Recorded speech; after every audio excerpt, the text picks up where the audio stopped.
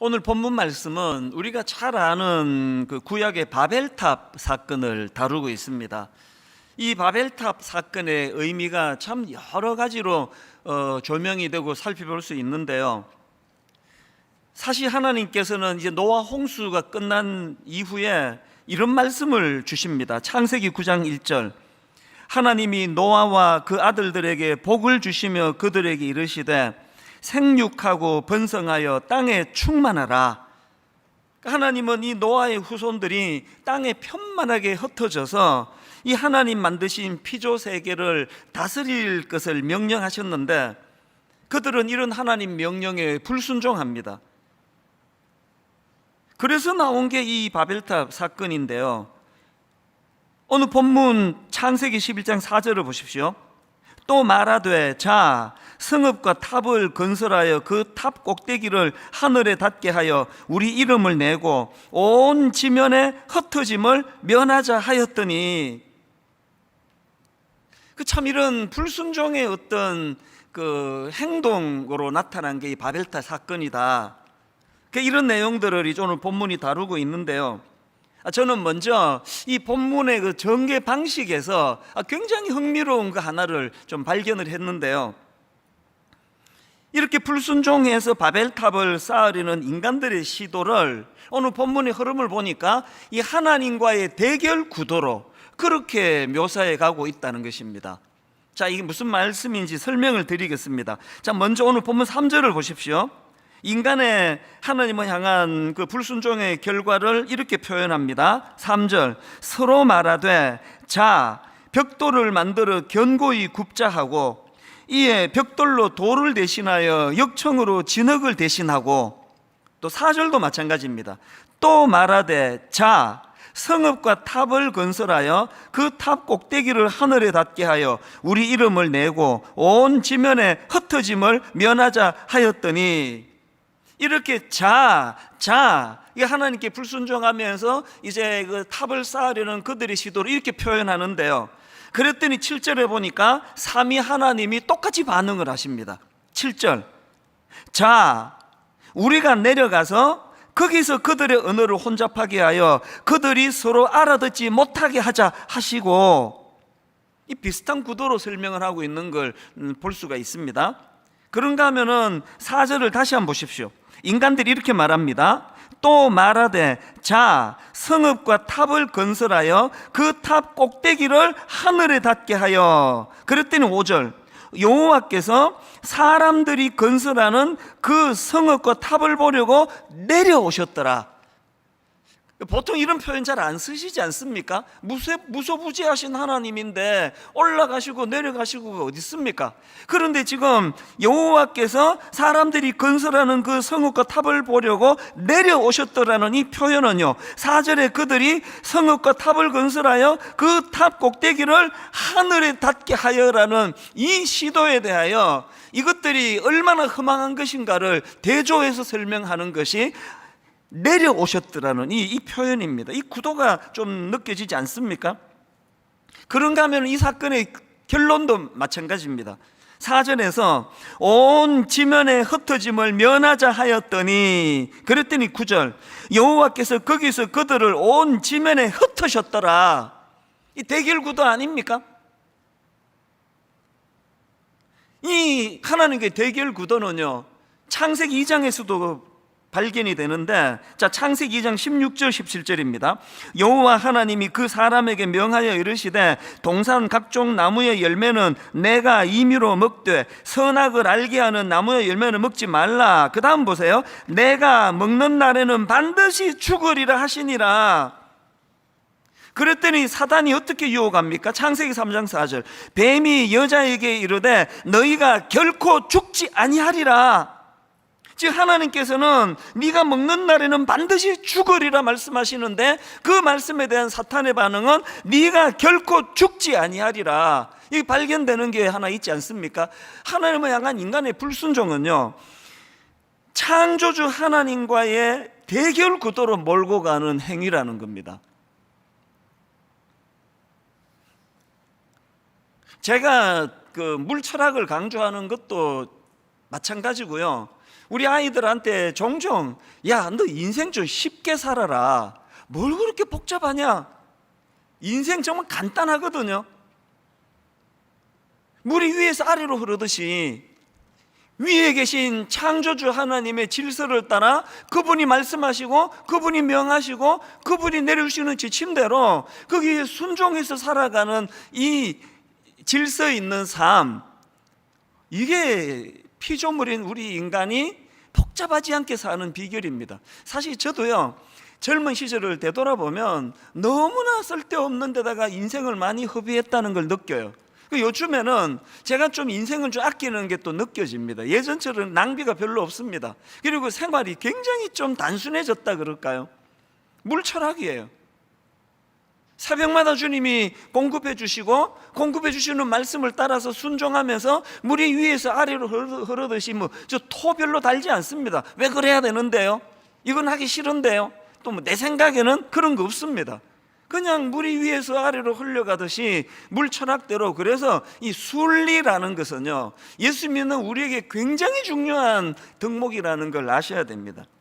그래서 로마서 5장 1절, 그러므로 우리가 믿음으로 의롭다 하심을 받았으니 우리 주 예수 그리스도로 말미암아 하나님과 화평을 누리자. 여러분, 지금 우리가 하나님을 향하여 대적하고 반역하고 불순종하고 이것들은 창조주 하나님과의 대결 구도로 우리 인생을 몰아넣는 것이라고 말씀을 드렸는데요. 여러분, 그 학교에 간혹 일진하고 뭐가 틀어져 가지고 그렇게 두들겨 맞고 그렇게 어려움을 겪고 그래서 전학을 가고 이런 이야기들 종종 듣지 않습니까? 한 학교 그 울타리 안에서 일어나는 그 공동체에서도요, 그 일진에게 불화하고 일진과 관계가 흐트러지면 학교 선생님도 이거 우리도 손을 못 대요, 그런 얘기까지 한다 그러지 않습니까? 하물며 여러분, 창조주 하나님과 불화해서 어떻게 우리 인간이 평화와 안식을 누리겠냐고요.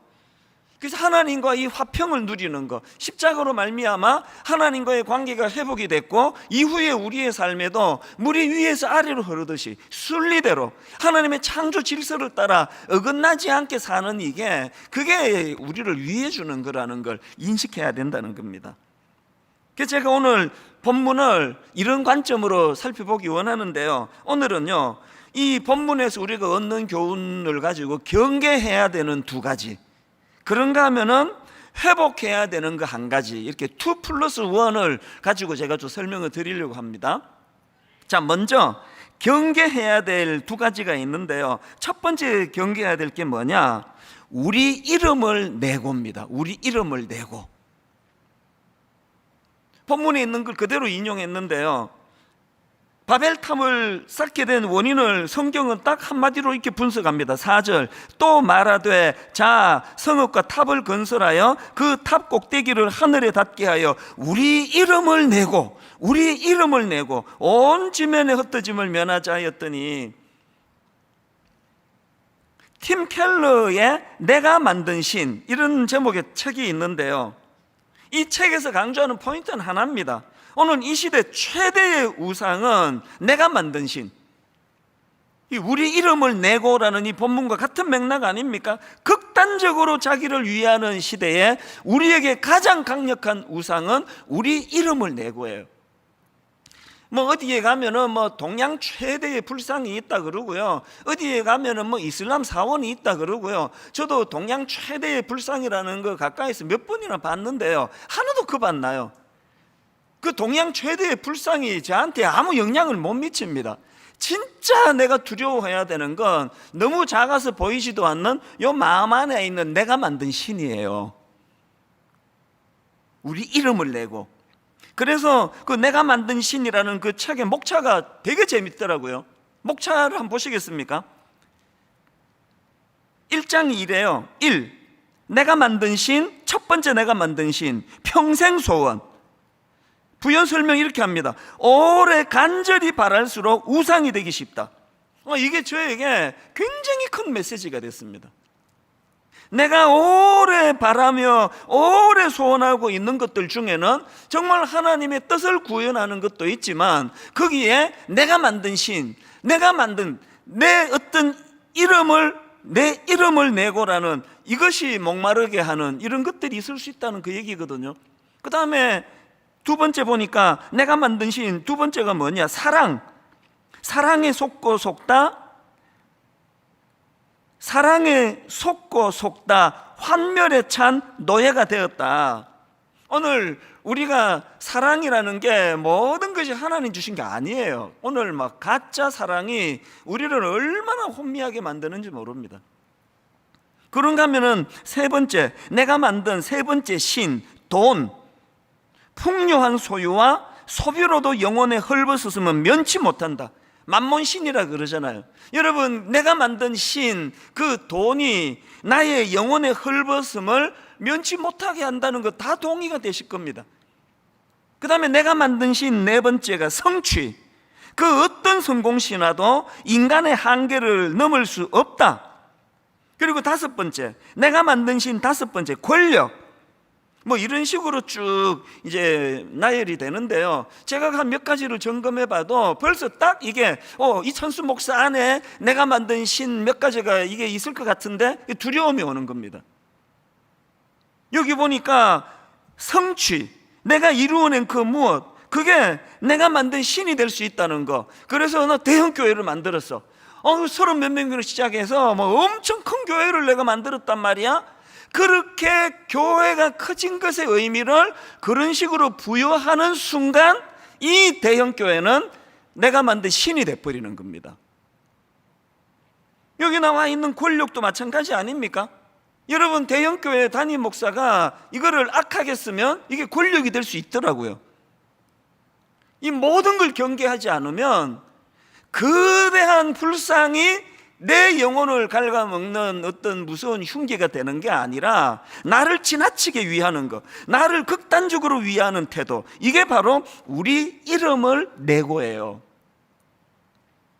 구약에 이것 때문에 망한 사람 뭐 여러 등장하는데요. 대표적인 인물이 사울 아닙니까? 사무엘상 15장 12절.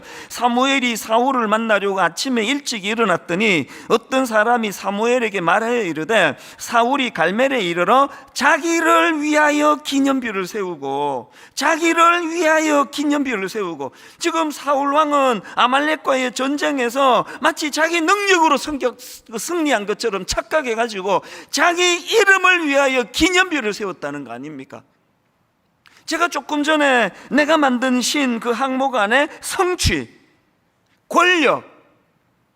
그래서 저는 은퇴시간 하겠다고 여러분한테 미리 못을 박아버렸잖아요. 이게 마음에 충동이 있으면 발표를 해버려야 돼요. 이게 쐐기를 박아버려야 돼요. 아니, 은퇴식이 어때서? 저는 다른 모든 목사님들 다 은퇴식 하는 거 나쁘게 생각하지 않습니다. 그 목회를 점검하고 좀 수고했다고 박수를 쳐드리고 격려해 드리는 거 절대 나쁜 거 아닙니다. 근데 저는 왜 이거를 안 하기로 결정했느냐? 그게 저에게 내가 만든 신이 될 위험이 감지되기 때문입니다. 그래서 그냥 언제 은퇴할지 모르지만 그것도 또 뭐 제가 지금 마가복음 공부하고 막 그러다가 막 끝까지 끝내려고 이렇게 할 생각이 없습니다. 마가복음 중간에 역할 끝나면은 그렇게 하고 소리 없이 사라지는 거예요. 왜? 그게 자기를 위하여 기념비를 세우고에 대한 제가 적용한 말씀이기 때문에 그렇습니다. 이런 점에서 우리는, 여러분, 우리가 뭔가 중요한 결정을 해야 될 때 이 4절 말씀을 꼭 기억하시면 됩니다. 또 말하되 자 성읍과 탑을 건설하여 그 탑 꼭대기를 하늘에 닿게 하여 우리 이름을 내고 온 지면에 흩어짐을 면하자 하였더니, 여러분, 우리가 뭔가 중요한 결정을 할 때 이 우리 이름을 내고 이거 여부에 대한 점검이 반드시 필요하다는 겁니다. 요즘에 일만성도 파송 운동이 이제 초미의 관심사다 보니까 제가 이제 이거를 먼저 제가 묵상하다 보니까 일만성도 파송 운동 얘기가 자꾸 많이 나오는데요. 이것도 절제해야 되겠다는 생각을 해요. 이것도 제가 과유불급이라 그래서 이제 일만성도 파송 운동이라는 표현도 좀 줄여야 되겠다 그러는데, 그러나 이건 꼭 해야 되겠습니다. 많은 분들이 오해하세요. 이 도식을 만드셨는데 보니까 1만 성도 파송 운동에 29교회로 따라가면 하나님께 순종하는 거고, 안 따라가고 남으면 불순종하는 거고, 지역교회로 가는 것도 뭐 이상하게 해석을 하고, 이게 오늘 본문을 통해 정확한 지침을 받는 겁니다. 여러분, 29교회로 따라가셔도 그 동기가 내 이름을 내고에 있다면 그건 불순종이고요, 남아도 불순종이 될 수 있고 순종이 될 수 있고, 행위가 아니라 동기가 무엇이냐는 거예요. 여러분 꼭 기억하십시오. 결과가 중요하지 않습니다. 그리고 이거는 지난 여름에 하나님이 저에게 먼저 경고하신 말씀이에요. 제가 이제 5,000명 이하로 줄지 않으면 사임하겠다고 하나님께 약속을 드렸잖아요. 그래서 이제 막 오래 하고 싶어가지고 막 어떻게 해서든 이거를 성공하기 위해 가지고 여러분을 막 쥐어 짜듯이 몰아붙이면요, 그게 바로 1만 선도 파송 운동이 저에게 우리 이름을 걸고가 돼버린다는 겁니다. 그러다가 물철학을 얘기하는 거예요. 어떤 강요도 없습니다. 어떤 강요도 하면 안 됩니다. 여러분들 모두가 하나님 앞에 단독자로서 내 영광을 위하여, 내 이름을 위하여 어떤 결정하는 것이 아니라 하나님 앞에 자유하시는 거예요. 주시는 대로 29교회로 가시는 것이 하나님의 영광이 되시면 가시면 되고, 남으시면 되고, 지역의 작은 교회로 가시면 되고, 단 큰 교회는 절대 안 됩니다. 또 다른 큰 교회 만들자고 이렇게 하는 거 아니잖아요. 주님 안에서 자유하시는 것. 단 기준은 우리 이름을 내고, 우리 이름을 내고. 그래서 저는 우리가 경계해야 될 첫 번째를 아예 본문 그대로 제가 잡은 거예요. 우리 이름을 내고, 이게 내가 만든 신이 될 위험이 있다. 이 첫 번째 경계 대상. 그런가 하면 두 번째 우리가 경계해야 될 게 뭐냐? 악을 도모하는 어리석음. 이걸 경계해야 됩니다. 악을 도모하는 어리석음. 자, 본문 2절과 3절입니다. 이에 그들이 동방으로 옮기다가 신할 평지를 만나 거기 거류하며 서로 말하되, 의기투합이 잘 됐습니다. 서로 말하되, 자, 벽돌을 만들어 견고히 굽자 하고, 이에 벽돌로 돌을 대신하면 역청으로 진흙을 대신하고, 막 단합이 얼마나 잘 되는지 모릅니다. 여기 중요한 포인트가 있습니다. 여러분, 우리가 뭐 하나 됩시다, 연합합시다, 생각의 통일을 이룹시다, 뭉치면 살고 흩어지면 죽습니다, 이 구호는요, 하나는 맞고 둘은 틀려요. 이게 궁극적인 목표가 되면 안 됩니다. 우리가 뭉쳐야 되는 진짜 이유가 있다면 선을 도모하기 위해서예요. 선한 열매를 추구하기 위해서입니다. 그런데 죄성을 가진 우리는요, 여차하면은 잘 뭉치면 악을 도모하게 될 위험이 있다는 거, 이거를 우리가 경계해야 된다는 겁니다. 여러분이 아시다시피 마가복음 3장에 보면은 예수님이 안식일에 손 마른 장애인을 고쳐주시지 않습니까? 그랬더니 그거를 빌미로 이 적들이 주님을 죽이려고 그러는데요, 그 과정에서 마가복음 3장 6절을 보십시오. 바리새인들이 나가서 곧 헤롯 당과 함께 어떻게 하여 예수를 죽일까 의논하니라. 제가 여기에 바리새인하고 헤롯 당에게 굵은 글씨를 표현한 이유가 뭔지 아십니까? 지금 이 바리새인들과 헤롯 당은요, 서로 앙숙이에요. 왜냐 하니까요, 바리새인들은 로마로부터 독립을 바라던 사람이었고요, 여기에 반해 가지고 헤롯 당은 로마 당국에 충성을 다하던 사람이에요. 글쎄 뭐 우리 옛날 역사로 치면은 이게 뭐 친일파하고 또 뭐 반대편에 있는 사람들이 절대로 하나 될 수 없는 거랑 같은 거 아닙니까? 그런데 놀랍게도 이 앙숙인 바리새인들과 헤롯 당원들이 어떻게 하여 예수를 죽일까 의논하니라. 악을 도모하는 일에는 이렇게 단합이 잘 되는 거예요. 한 마음으로 악을 도모하는 거 아닙니까? 이게 죄성을 가진 인간의 모습이라는 겁니다. 창세기 3장 6절도 마찬가지입니다. 여자가 그 나무를 본즉 먹음직도 하고 보암직도 하고 지혜롭게 할 만큼 탐스럽기도 한 나무인지라 여자가 그 열매를 따먹고 자기와 함께 있는 남편에게 주매, 여자가 그 열매를 따먹고 자기와 함께 있는 남편에게 주매 그도 먹은지라.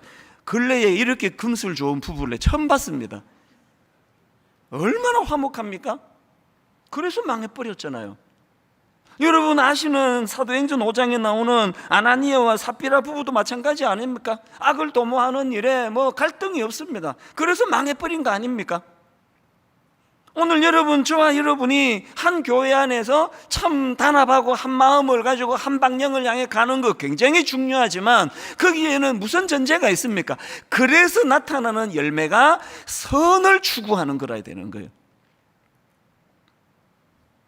이런 점에서 우리는 에베소서 4장 1절부터 3절, 그러므로 주 안에서 갇힌 내가 너희를 권하노니 너희가 부르심을 받은 일에 합당하게 행하여 모든 겸손과 온유로 하고 오래 참음으로 사랑 가운데 스스로 용납하고, 그 다음 보세요. 이 모든이 어떻게 가능하냐? 평안에 매는 줄로 성령이 하나 되게 하신 것을 힘써 지키라. 교회는요 그냥 하나 되는 거 아닙니다. 이 친목단체 아니에요. 성령이 하나 되게 하심. 그래서 그 평안에 매는 줄로 성령이 하나 되게 하심으로 말미암아 그 안에 겸손이 있고 온유가 있고 오래 참음이 있고 사랑 가운데 용납이 있고, 무엇보다도 그리스도의 뜻을 구현하는 선한 일을 도모하는 공동체의 특징이 있어야 된다는 것. 그래서 경계해야 될 두 가지 아시겠죠? 첫 번째 경계 대상, 내가 만든 신, 자기 이름을 내고, 이거 항상 경계해야 돼요.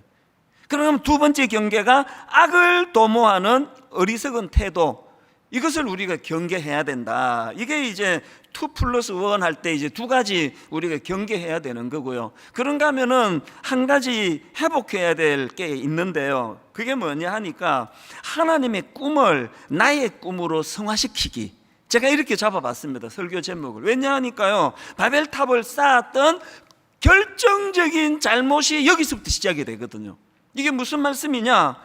아까 제가 창세기 9장 1절 2절 읽어드렸는데 세 번역으로 한번 보시면요, 하나님이 왜 편만하게 사람들을 헛기 원하셨는지 우리 하나님의 꿈이 여기에 나타납니다. 자, 보십시오.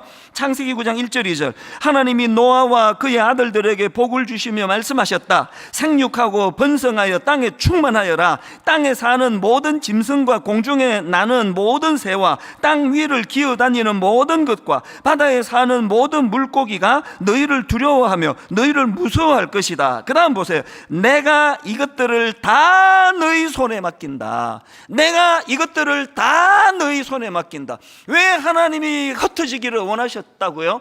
하나님이 만든 모든 피조세계를 너희 손에 다 맡겼다. 그것들을 너희가 다스리기를 원한다. 근데 여러분, 사실은요, 이게 지금 노아의 홍수 이후에 하나님 주신 이 말씀은요, 사실은 인간을 창조하신 직후에 주신 말씀입니다. 창세기 1장 28절, 하나님이 그들에게 복을 주시며 하나님이 그들에게 이르시되 생육하고 번성하여 땅에 충만하라. 땅을 정복하라. 바다의 물고기와 하늘의 새와 땅에 움직이는 모든 생물을 다스리라 하시니라. 하나님께서 인간을 창조하시고 이 문화 명령을 통하여 하나님의 피조세계를 다스리라는 하나님의 꿈을 그들에게 주셨는데, 불행하게도 인간의 반역으로 말미암아 그 하나님의 꿈을 짓밟아 버렸잖아요.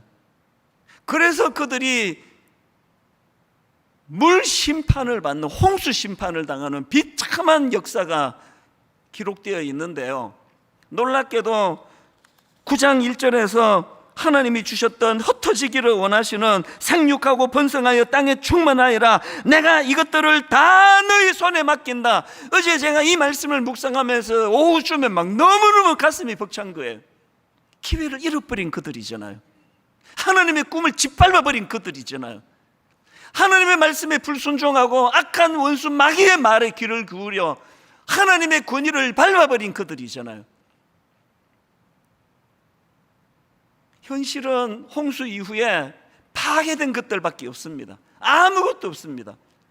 그 끔찍한 상황에서 우리 하나님이 꿈으로 선포해 주신 게 9장 1절 2절이거든요 왜 바벨탑을 쌓았다고요? 이 위대하신 하나님, 다시 기회를 주시는 하나님, 꿈으로 회복되기를 원하시는 하나님 마음을 몰라도 너무 모르니까 이따위 짓을 하는 거 아닙니까? 여기서 탑 쌓고 우리끼리 잘 살아보자.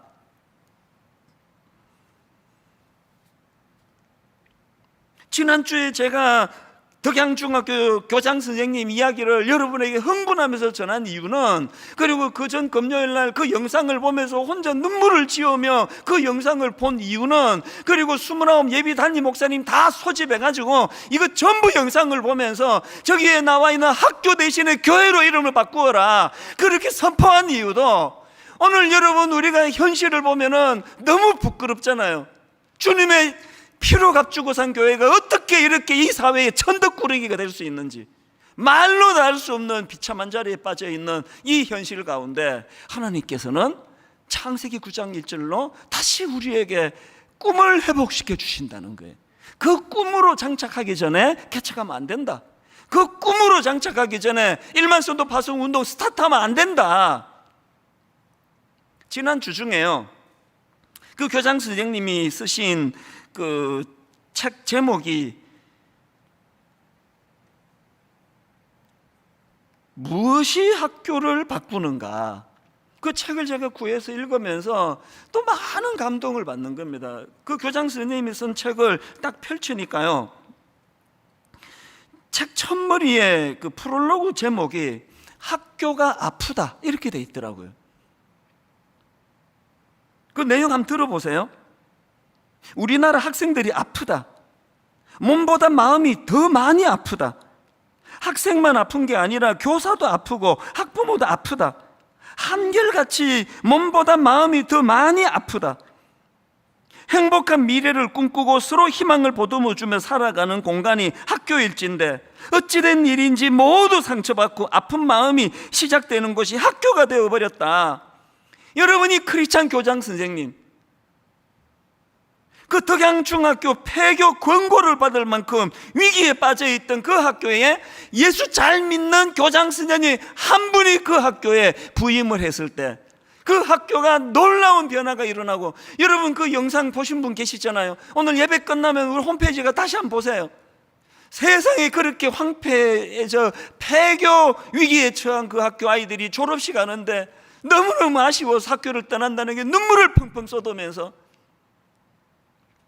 그것이 제 가슴을 뛰게 했다는 거예요. 그래서 저는 이 학교가 아프다, 이 프롤로그 제목과 내용을요 이렇게 고쳐서 제가 읽고 묵상을 한 겁니다. 학교가 아프다 대신에 저는 목사니까 교회가 아프다, 그 여기 나와 있는 학생 대신에 성도로 다 고쳐서 제가 읽었어요. 우리나라 성도들이 아프다. 몸보다 마음이 더 많이 아프다. 성도만 아픈 게 아니라, 여기 나와 있는 학생만 아픈 게 아니라 교사도 아프고 학부모도 아프다. 이걸 이렇게 고쳐 읽었어요. 성도만 아픈 게 아니라 목사도 아프고 전도사도 아프다. 한결같이 몸보다 마음이 더 많이 아프다.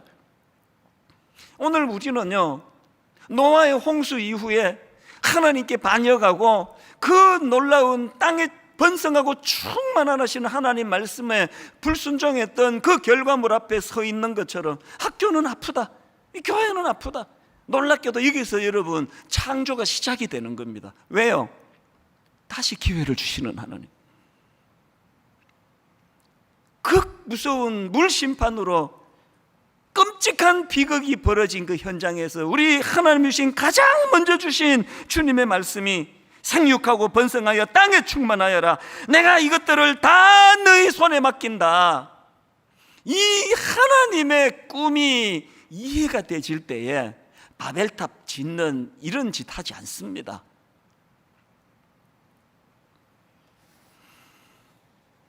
빌립보서 2장 13절, 너희 안에서 행하시는 이는 하나님이시니 자기의 기쁘신 뜻을 위하여 너희에게 뭘 두십니까? 소원을 두고 행하게 하시나니. 너희 안에서 행하시는 이는 하나님이시니 자기의 기쁘신 뜻을 위하여 너희에게 소원을 두고 행하게 하시나니.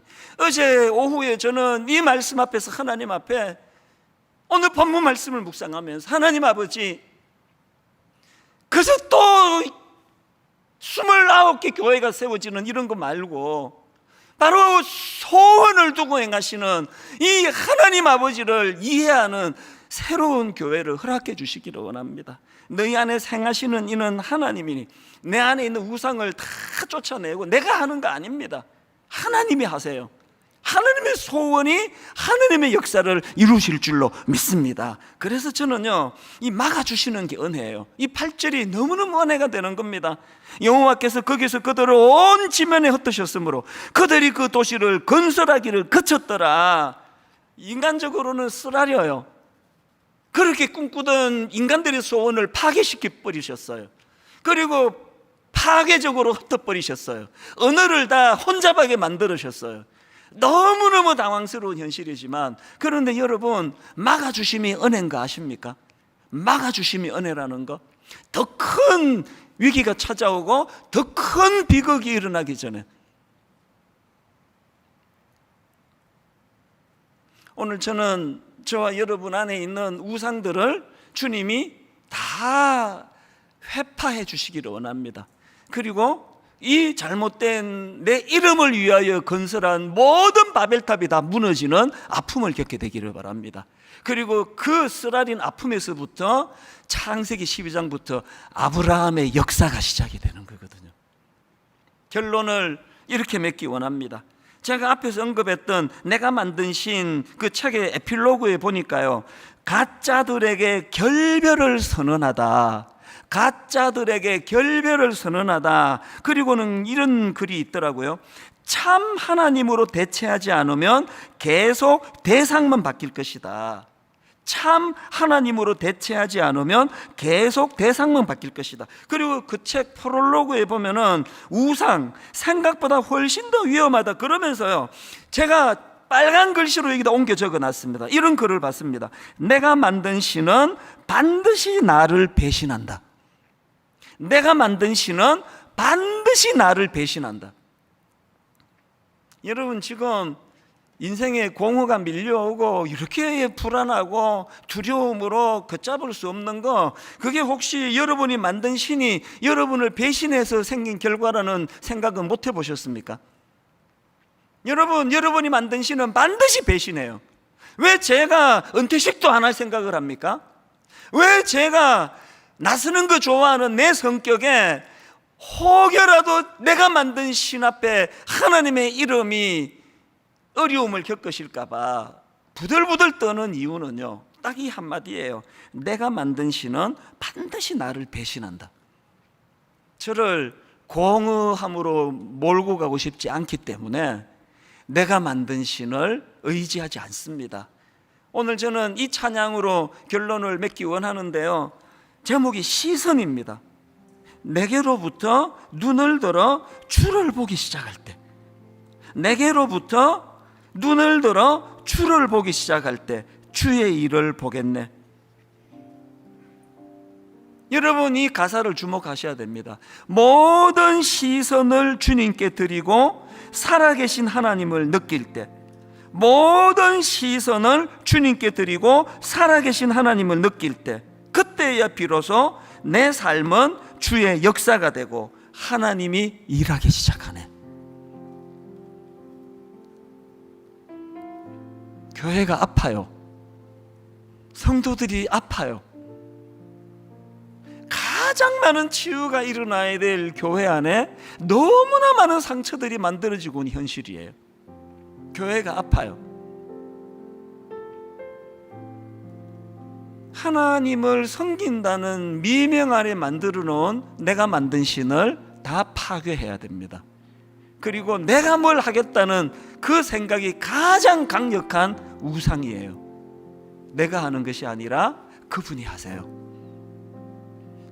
우리 안에 소원을 갖고 너무나 아름다운 교회를 세워나가고 너무나 아름다운 성도들이 그 안에서 양육되기를 바라시는 하나님 마음의 소원을 가지고, 하나님 막아주시는 은혜가 너무너무 내게는 아프고 힘들지만 막아주시는 은혜가 하나님 은혜의 첫 출발임을 기억하기 원합니다.